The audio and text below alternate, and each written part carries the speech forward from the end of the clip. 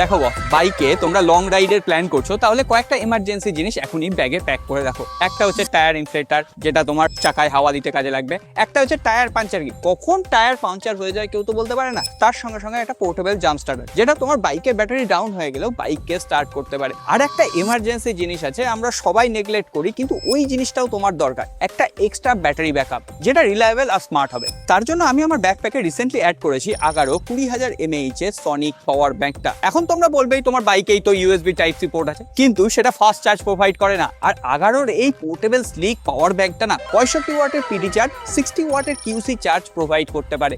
আর এটা 4-in-1 একটা power bank, যেখানে তোমার ইনবিল্ট একটা টাইপ সি পোর্ট আছে। যদি পুরোনো দিনের আইফোন থাকে কোনো রকম টেনশন নেই, এখানে একটা লাইটিং পোর্ট আছে।